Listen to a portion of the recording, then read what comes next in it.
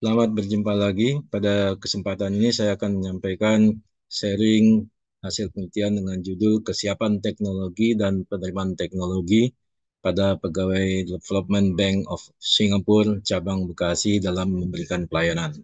Terbelakang perkembangan teknologi di Indonesia mempunyai kecenderungan yang semakin meningkat. Hal tersebut terjadi karena tuntutan masyarakat terhadap informasi dan komunikasi yang semakin tinggi, terhadap kemudahan akses dan kecepatan mendapatkan informasi teknologi. Selanjutnya adalah perkembangan teknologi saat ini sudah mengglobal karena peran dan manfaat yang dirasakan dalam kehidupan masyarakat dan telah mempengaruhi segala aspek bidang ekonomi.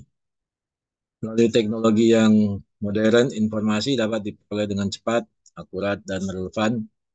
Agar sistem informasi dan teknologi dapat dimanfaatkan secara efektif untuk memberikan kontribusi terhadap pengguna, maka pengguna dalam organisasi harus dapat menggunakan atau beradaptasi dengan teknologi tersebut dengan baik.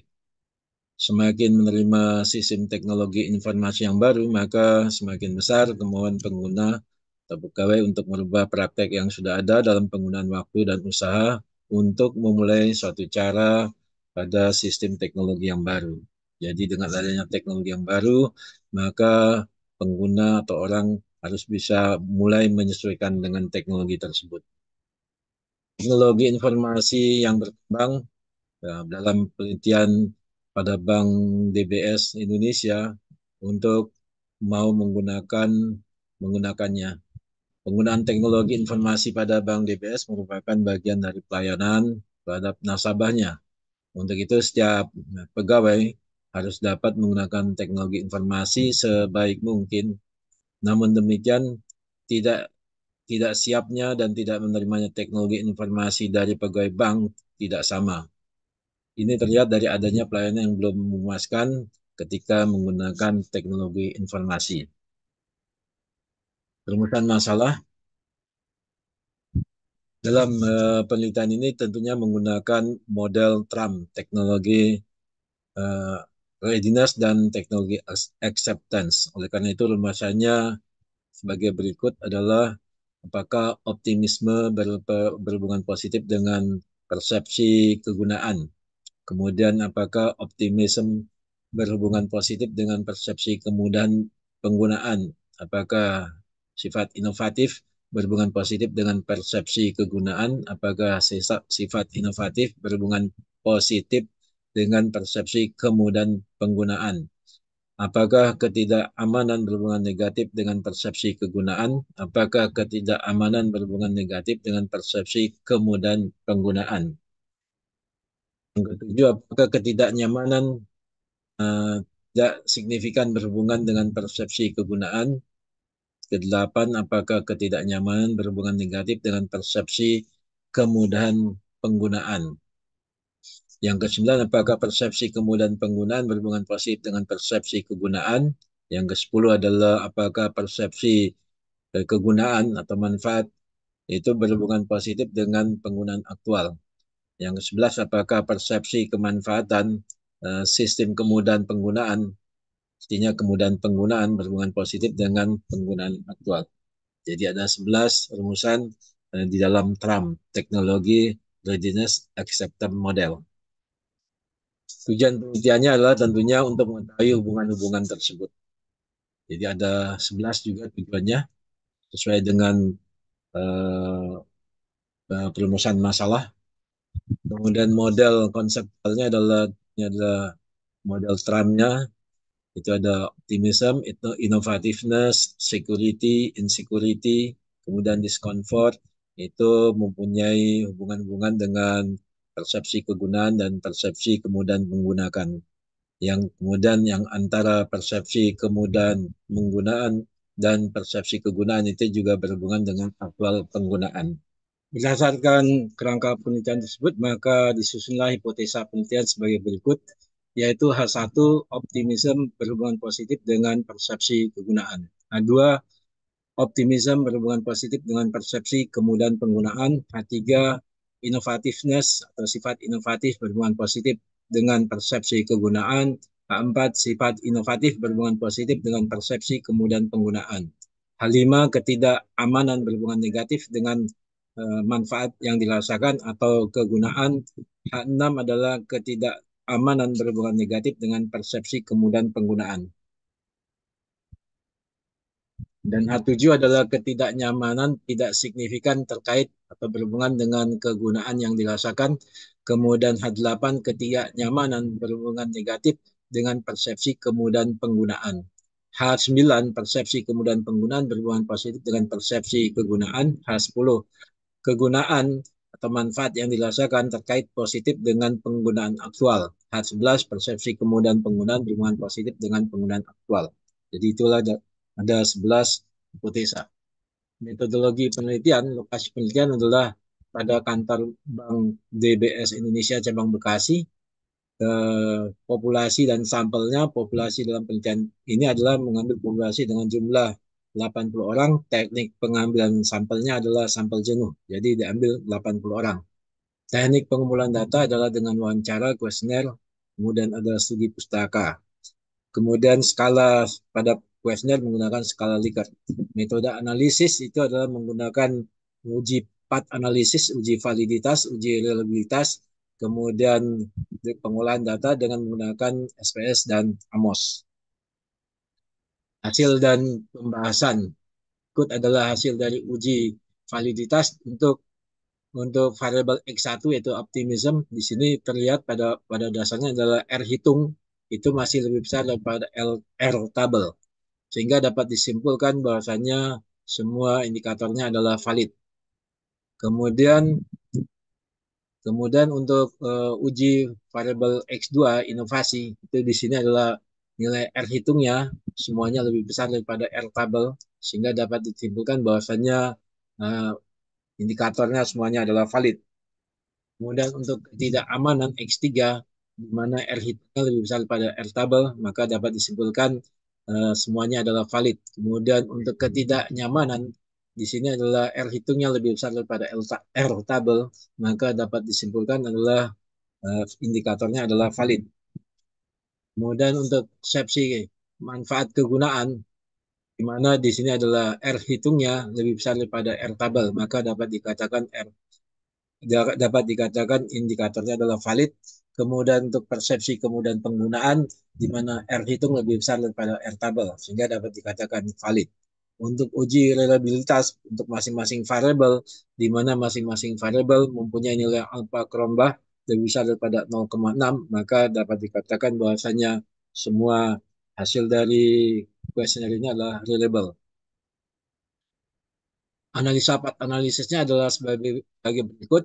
Dari hasil pengolahan data, di mana optimism itu berhubungan positif terhadap kegunaan.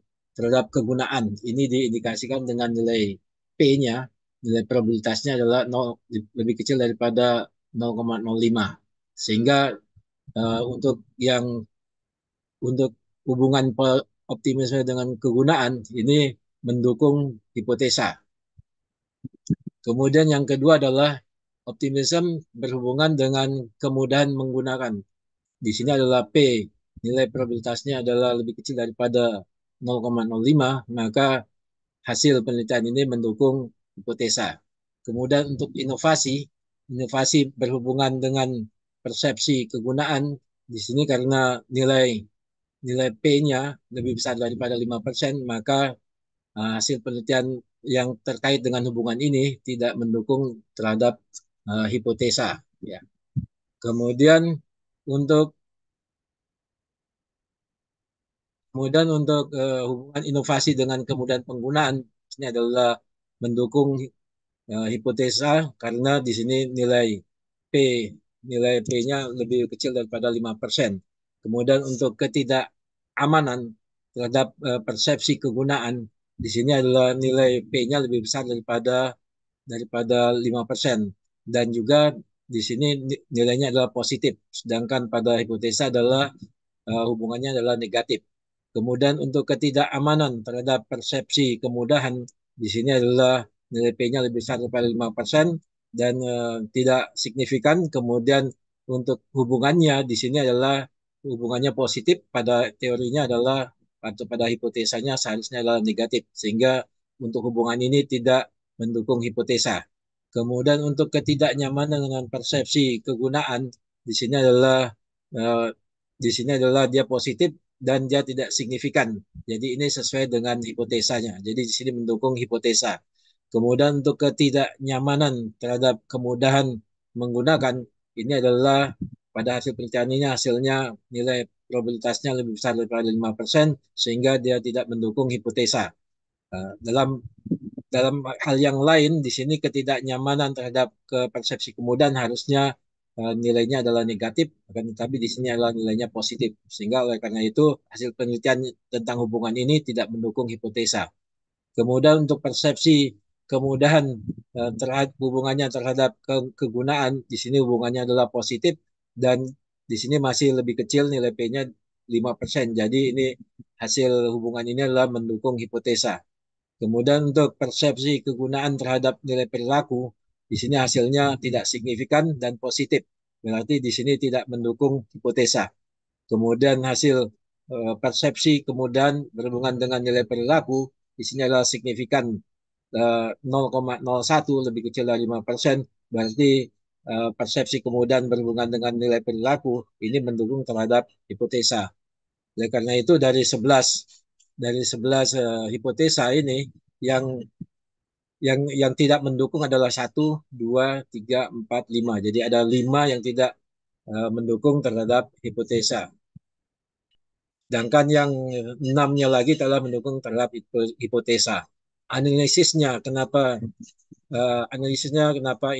inovasi tidak mendukung terhadap persepsi penggunaan, terhadap inovasi penggunaan, kemungkinan di sini adalah eh, persepsi penggunanya persepsi penggunanya tinggi, sedangkan akan tetapinya inovasi dari pegawainya mungkin rendah, sehingga tidak terjadi hubungan terhadap persepsi kegunaan. Kemudian ketidakamanan dan ketidaknyamanan secara teoris atau secara hipotesa dia harusnya negatif. Tetapi di sini hasilnya positif. Berarti di sini ketidakamanan dan ketidaknyamanan pada pegawai bank itu masih tinggi, sehingga hubungannya terhadap persepsi kegunaan itu uh, ber, berhubungan positif, ya. Seharusnya adalah ketidakamanan dan ketidaknyamanan itu adalah hubungannya adalah negatif terhadap persepsi kegunaan dan persepsi kemudahan penggunaan. Sedangkan ketidaknyamanan dengan persepsi kemudahan itu berarti di sini adalah ketidaknyamanannya masih tinggi, sehingga di sini mengakibatkan hubungannya adalah positif, ya. Kemudian untuk persepsi kegunaan terhadap nilai perilaku di sini adalah tidak signifikan, walaupun di sini masih masih positif, ya. Jadi itu analisanya kenapa yang tidak signifikan itu atau tidak mendukung hipotesa, eh, analisanya seperti demikian itu. Oleh karena itu di dalam tindak lanjutnya harus diadakan suatu pelatihan, suatu stimulus-stimulus sehingga menguatkan inovasi dari pegawai, kemudian merendahkan tingkat ketidaknyamanan atau merendah atau menurunkan tingkat ketidakamanan dan tingkat ketidaknyamanan dari pegawai bank tersebut. Dengan demikian kesimpulannya di sini adalah dari 11 hipotesa hanya 6 hipotesa yang mendukung 6 hipotesa yang mendukung eh, penelitian ini mendukung hipotesa, kemudian yang 5-nya eh, tidak mendukung hipotesa. Jadi dengan demikian maka tidak semuanya model dari teknologi readiness dan acceptance model ini sepenuhnya belum dijalankan atau dapat disimpulkan pada pegawai bank DBS, ya. Oleh karena itu tadi perlu adanya suatu pelatihan atau suatu stimulus peningkatan sehingga inovasinya bisa meningkat, kemudian ketidaknyamanan bisa menurun dan ketidaknyamanannya juga bisa menurun. Demikian hasil penelitiannya dari model Trump pada bank DBS. Semoga hasil penelitian ini bermanfaat, kemudian menginspirasi dan dapat dikembangkan. Salam sehat selalu.